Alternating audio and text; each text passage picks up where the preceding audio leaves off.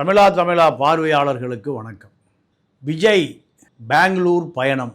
இந்த பயணம் அரசியலுக்காக விஜயை ஒரு பெரிய தலைவர், தேசிய தலைவர், தமிழகத்தை தாண்டிய தலைவர், இப்படியான ஒரு பிம்பம் கட்டமைக்கப்படுவதற்காக காவிரி ஆணையம், நடுவர் மன்றம், உச்ச நீதிமன்றம் தீர்ப்புகளை மதிக்காத கன்னட அரசை விஜய்யுடைய சந்திப்பு காவிரி நீர் பெற்றுத்தருவார் என்ற நம்பிக்கையை ஏற்படுத்துவதற்காக ஒரு பிம்பம் கட்டமைக்கப்படுகிறது. இந்த போலி பிம்பம் ஒரு காலம் உபயோகப்படாது.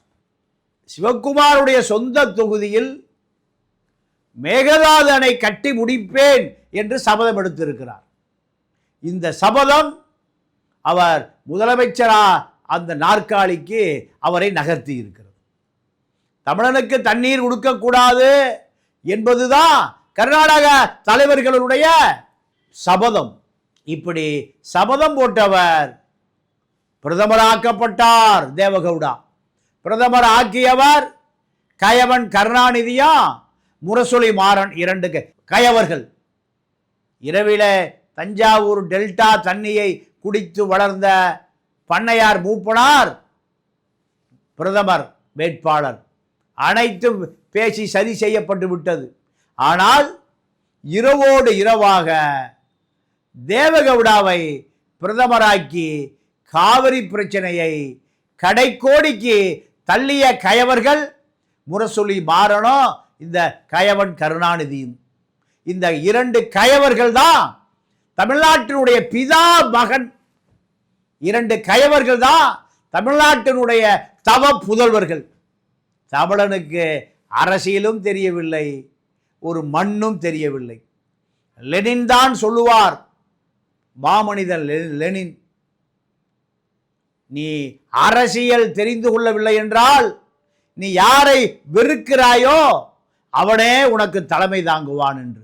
இந்த வெறுக்கப்பட வேண்டிய இரண்டு குற்றவாளிகள் முரசொலி மாறனும் கயவன் கருணாநிதியும்.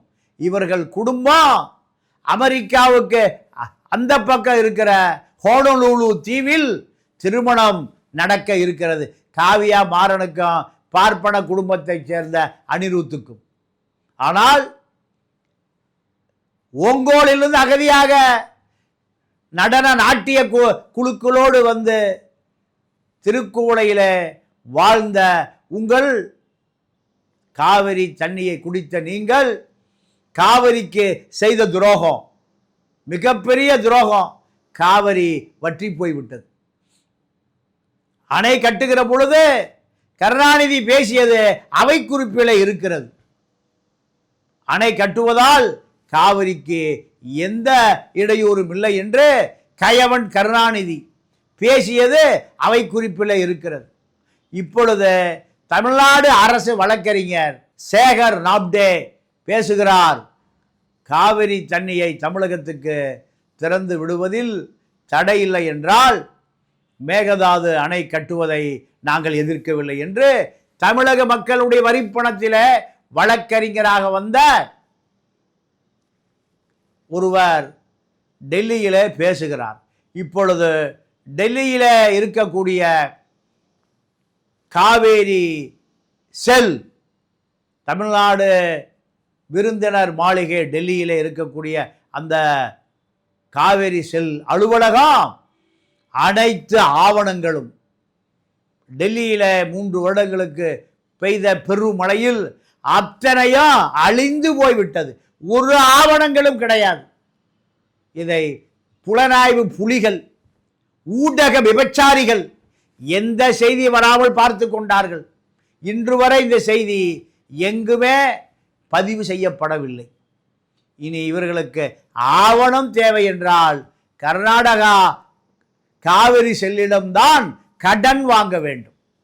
இப்படி கடன் வாங்குகிற கபோதிகளாக தமிழக மக்களை ஆக்கிய இந்த திராவிட இயக்கம் அழிக்கப்பட்டது. வேரோடு அழிக்கப்பட்டது.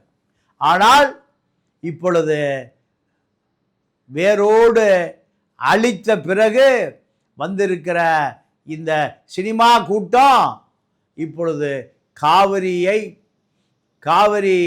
நதிநீர் ஆணையத்தின் உத்தரவுகளை தன்னை வளர்த்து கொள்வதற்கு கர்நாடக முதலமைச்சரோடு என்னால் பேச முடியும், ஆந்திரா முதலமைச்சரோடு என்னால் பேச முடியும் என்று தங்களை புகழ் பரப்புவதற்காக இந்த காவிரி பிரச்சனை பயன்படுத்தப்படுகிறது. காவிரி விவசாயிகளுடைய கண்ணீர் பயன்படுத்தப்படுகிறது, அவர்களுடைய பிணம் சாம்பல் பயன்படுத்தப்படுகிறது. காவிரி நதிநீர் ஆணையம் முழுக்க கன்னடர்களுக்கு, காங்கிரசுக்கு, பாஜகவுக்கு ஆதரவாகத்தான் 1974 இன்று வரை அது தொடர்கிறது.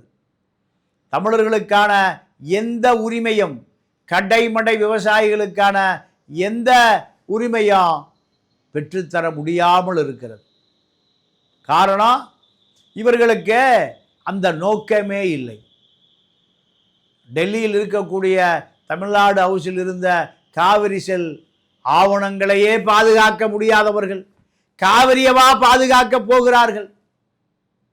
காவிரி கடைமடை விவசாயி ஒரு சட்டமன்ற உறுப்பினர் கருணாநிதி ஆட்சி காலத்தில் இதை எழுப்பிய பிறகு கருணாநிதி இந்த கடைமடை விவசாயியினுடைய தூம்புகளை, வாய்க்கால்களை அரசு அதிகாரிகளை விட்டு பெயர்த்து எறிந்தவன் தான் இந்த கயவன் கருணாநிதி. நடுவர் மன்ற தீர்ப்பு இத்தனை போராட்டங்களுக்கு மத்தியில் அதை அரசிதழில் அச்சிடப்பட்டதற்காக 1,00,000 அகதிகள் ஒரு நாட்டிலே இருந்து, ஒரே நாடு இந்திய நாட்டிலிருந்து, கர்நாடகாவிலிருந்து தமிழகத்துக்கு அனுப்பி வைக்கப்பட்டார். இந்த மக்கள் அரசியல் அறியாமையே, அரசியல் அறிவே இல்லாத ஒரு கூட்டம் என்பதை கன்னடர்களை விட தமிழக திராவிட இயக்க தலைவர்கள் தெளிவாக தெரிந்து கொண்டிருக்கிறார்கள். காவிரி குருவையை 2 முறை எம்ஜிஆர் காப்பாற்றினார். ஒரு முறை ஹெக்டேவுடைய வீட்டுக்கு காலை 7 மணிக்கு முதல் விமானத்திலே சென்று ஹெக்டே வீட்டில் அமர்ந்து கொண்டார். இவர் சென்னை வருவதற்கு முன்பு காவிரி நதிநீர் காவிரிக்கு வந்தடைந்தது. ஒரு முறை குண்டுராவ் முதலமைச்சராக இருந்த பொழுது குண்டுராவிடமும் தண்ணீர் காவிரி கடைமடைக்கு வருவதற்கு எம்ஜிஆர் தன்னுடைய முழு அதிகாரத்தையும் பயன்படுத்தினார். அங்கு இருக்கக்கூடிய எம்ஜிஆர் பிக்சர்ஸ் அலுவலகத்திலிருந்து, பெங்களூர் எம்ஜிஆர் பிக்சர்ஸ் அலுவலகத்திலிருந்து மாதம் 5 லட்சம் ரூபாய் பணம் வட்டால் நாகராஜுக்கு சென்று கொண்டிருந்தது. சொந்த பணத்தை கொடுத்து காவிரிக்கு நீரை பெற்று கடைமடை டெல்டா விவசாயிகளுக்கு கொடுத்தவர்தான் உண்மையான புரட்சி தலைவர். கள்ளிச்சடைகளெல்லாம் புரட்சி என்று வைத்து கொண்டு இருக்கிறது. ஆனால் உண்மையான இந்த மக்களுக்கு கடைசி மூச்சு இருக்கிற வரை இந்த காவிரியினுடைய காப்பாளர் என்ற பெயருக்கு சொந்தக்காரராக எம்ஜிஆர் இருந்தார். காவிரி கடைமடை விவசாயிகளை தன்னுடைய கண்ணின் மணி போல பார்த்து கொண்டார். அதன் காரணமாகத்தான் எம்ஜிஆர் உயிரோடு இருந்த காலத்தில் அரிசி விலை ரேஷனில் ஏற்றப்படவில்லை, மாணவர்களுக்கு சத்துணவு நிறுத்தப்படவில்லை. மக்களுடைய பொழுதுபோக்குக்கு உழைக்கிற மக்கள் ஆடிப்பாடி வேலை செய்தால் களைப்பு இருக்காது. இதை 40 பைசாவுக்கு திரையரங்குகளிலே அவர் திரைப்பட டிக்கெட் திரைப்படத்தை பார்ப்பதற்கு வசதி செய்து கொடுத்தார். இதுதான் எம்ஜிஆருடைய குணமாக இருந்தது. இன்று எம்ஜிஆர் பெயரை சொல்லுகிறவர்களெல்லாம் பல ஆயிரம் கோடி இந்த பல ஆயிரம் கோடிகளை கொள்ளையடிப்பது தான் திராவிட இயக்கத்தினுடைய பிரதான கொள்கையாக மாறியிருக்கிறது. அதே போன்று விசிகாவில் ரவிக்குமார் நாடாளுமன்ற உறுப்பினர் ஏறக்குறைய 7 ஆண்டு காலம், கடந்த 5 ஆண்டு காலம், இப்பொழுது 2 ஆண்டு காலம், 7 ஆண்டு காலம் விசிகாவினுடைய பெரிய தூணாக இருக்கக்கூடிய ரவிக்குமார் எஸ்சி எஸ்டி பணத்தை கையாடல் செய்திருக்கிறார் என்று ஒரு தலித் இளைஞன் RTI மூலம் கண்டுபிடித்திருக்கிறார். ஒரு வருடத்திற்கு நாடாளுமன்ற உறுப்பினருக்கு 5 கோடி ரூபாய் நிதி ஒதுக்கப்படுகிறது. இப்படி ஒதுக்கப்பட்ட நிதியில 18% எஸ்சி எஸ்டி மக்களுடைய மேலாண்மைக்கு, அவர்களுடைய வாழ்க்கையினுடைய அடித்தளத்துக்கு இந்த நிதி பயன்படுத்தப்பட வேண்டும் என்று விதி இருக்கிறது. ஆனால் 5 கோடியில் 18% என்றால் கிட்டத்தட்ட 1 கோடி ரூபாய். 5 வருடத்திற்கு 5 கோடி, 7 வருடம் ஏறக்குறைய 7 கோடி ரூபாய். இந்த 7 கோடி ரூபாய் நிதி எஸ்சி எஸ்டி மக்களுடைய அடித்தட்டு தேவைகளை, கல்வி, அடித்தட்டு மக்களுக்கான வாழ்வாதாரம், சமூக கூடங்கள், இவை விளையாட்டு திடல், உடல் பயிற்சி, இயற்கை உபாதைகளுக்கான கழிப்பிடங்கள், இப்படி எங்காவது இந்த 7 கோடி ரூபாய் பணம் பயன்படுத்தப்பட்டிருக்கிறதா என்றால் இல்லை. ஆனால் இந்த தொகையில் ஏறக்குறைய 1.2 கோடி ரூபாய் நேரடியாகவே இவருடைய வங்கி கணக்குக்கு மாற்றப்பட்டிருக்கிறது. மோசடி செய்திருக்கிறார். இந்த பணம் இவருடைய சொந்த வங்கி கணக்குக்கு மாற்றப்பட்டதை எஸ்சி எஸ்டி ஆணையம் உறுதி செய்கிறது. எஸ்சி எஸ்டி ஆணையம் உறுதி செய்ததை அந்த இளைஞர் நடவடிக்கை எடுப்பதற்காக எஸ்சி எஸ்டி ஆணையத்திற்கு புகார் அனுப்புகிறார். அந்த புகார் குப்பையிலே போடப்படுகிறது. எஸ்சி எஸ்டி ஆணையம் டெல்லியில் இருக்கக்கூடிய பாஜக தலைமை அலுவலகத்திலிருந்து ரவிக்குமார் மீது நடவடிக்கை எடுக்க வேண்டாம், நடவடிக்கை எடுத்தால் எஸ்சி எஸ்டி ஆணையத்தினுடைய தமிழக தலைவரை தண்ணி இல்லாத காட்டுக்கு மாற்றுவோம் என்று சொல்லுகிறது. அந்த எஸ்சி எஸ்டி ஆணையத்தினுடைய தமிழக தலைவர் ரவிக்குமார் மீது நடவடிக்கை எடுத்தால் நான் இங்கிருந்து விரட்டப்படுவேன் என்று அலறுகிறார். அமித்ஷா அலுவலகத்திலிருந்து எஸ்சி எஸ்டி ஆணையத்தை விரட்டுகிறார்கள் என்றால் இந்த ரவிக்குமார் என்ற RSS நபர், நாகர்கோயிலிருந்து வருகிற காலச்சுவடு சுந்தர ராமசாமி கும்பல் எப்படி விசிகாவுக்குள் ஊடுருவ விட்டு இவர்களை விசிகாவை திட்டமிட்டு சனாதன சாதிய கட்டுமானத்துக்குள் வைத்திருக்கிறது என்பதை இந்த ஆதாரத்தின் மூலம் தெரிந்து கொள்ளலாம். ஏன் எஸ்சி எஸ்டியுடைய பணம் 1.25 கோடி இவருடைய வங்கி கணக்குக்கு சென்றது? 5 கோடிக்கு 10% கமிஷன், அதில் 1 கோடி வந்துடும். வருடத்திற்கு 1 கோடி, 5 வருடத்திற்கு 5 கோடி, 7 வருடத்துக்கு 7 கோடி இந்த நாடாளுமன்ற உறுப்பினர் நிதியிலிருந்து இவருக்கு கமிஷன், கட்டிங், கரப்ஷன்.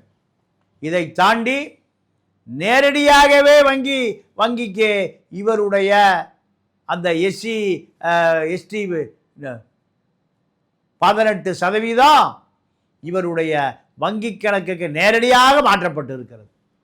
ஆனால் இவர் மீது நடவடிக்கை எடுப்பதை டெல்லியிலிருந்து பாஜக அலுவலகம் நிறுத்தி வைக்க சொல்லுகிறது, தடுத்து வைக்க சொல்லுகிறது. அப்ப இந்த ரவிக்குமார் யாருடைய ஆள்? பார்ப்பன அடிவரடி கும்பல். குருமூர்த்திக்கு பிறந்த இந்த ரவிக்குமார் எப்படி ஒரு தலித் இயக்கத்துக்கு தலைவனாக வர முடிந்தது? தலித் இயக்கத்தினுடைய நாடாளுமன்ற உறுப்பினராக வர முடிகிறது? திருமாவளவனுக்கு இது தெரியுமா? 30 ஆண்டு காலம் தலித் இயக்கத்துக்கு தலை நிமிர்த்தி வைத்து தலித் இளைஞன் நெஞ்சை நிமிர்த்தி கொண்டு நடப்பதற்கு இந்த விசிகா என்கின்ற ஒரு அமைப்பை கண்டுபிடித்த இந்த அமைப்பினுடைய தாய் சிறுத்தைக்கு தெரியுமா? அவருடைய எம்பி இல்லத்தை மாதம் 3.5 லட்சத்துக்கு வாடகைக்கு விட்டுவிட்டு இங்கே திருமாவளவனுடைய அறையிலே தங்கி கொண்டு இருக்கிற 7 வருடம், ஒரு வருடத்திற்கு ஏறக்குறைய 50 லட்சம் ரூபாய் வாடகை, 7 வருடத்திற்கு 3.5 கோடி, கோடிகளிலே குவிக்கிறார். கருணாநிதி முதலமைச்சராக இருந்த பொழுது கடலூர் மாவட்டத்தில் பிடபிள்யூ ஹைவேஸ் கான்ட்ராக்டர் அத்தனையும் ரவிக்குமாருக்கு சொந்தமானது. ரவிக்குமாருடைய 2 வாரிசுகள் ஐரோப்பா அமெரிக்கா நாட்டிலே படித்துக் கொண்டிருக்கிறார்கள். எத்தனை தலித் இளைஞர் ரவிக்குமாருடைய இல்லத்திலே தங்கி டெல்லியிலே படிக்கிறான் அல்லது ஐரோப்பா நாட்டுக்கு பறக்கிறான். ஈசிஆரிலே பண்ணை வீடு ரவிக்குமாருக்கு, அரவிந்த் ஆசிரமம் பக்கம் ஒரு பெரிய வில்லா. இப்படி சாதாரண ஒரு வங்கி அதிகாரியாக இருந்த நீ இந்த தலித் அரசியலை விற்பனை செய்து தலித்துக்களை விற்று தலித்துக்களுக்காக ஒதுக்கப்படுகிற எஸ்சி எஸ்டி பணத்தை, அந்த நிதியை உன்னுடைய வங்கி கணக்குக்கு மாற்றி தலித்துக்களை கூறுவோட்டு விற்று கொண்டிருக்கிற உன்னை தலித் இளைஞர்கள் கண்டிப்பாக அடையாளம் கண்டுகொள்வார்கள். நீ இந்த அமைப்புக்கு விசுவாசமாக இருப்பதை விட நீ திமுகவுக்குத்தான், கருணாநிதிக்குத்தான் விசுவாசமாக இருக்கிறாய் என்பதை இந்த இளைஞர்கள் கண்டுபிடிக்கிற காலம் வெகு தொலைவில் இல்லை. நீ வீசி எறியப்படுகிற காலம் வெகு தொலைவில் இல்லை என்பதை தெரிந்து கொள்ள வேண்டும். இப்பொழுது எஸ்சி எஸ்டி ஆணையம் நடவடிக்கை எடுக்காமல் அமித்ஷா தடுத்து நிறுத்தினார் என்றால் விசிகாவை உடைப்பதற்கா, விசிகாவை ஒழிப்பதற்கா நீ அமித்ஷாவுடைய ஏஜெண்டாக, ஆர்எஸ்எஸ் சங்கிகளுடைய ஏஜெண்டாக விசிகாவில் பணியாற்றி இருக்கிறாய் என்பதை எளிதாக தெரிந்து கொள்ள முடிகிறது. நன்றி, வணக்கம்.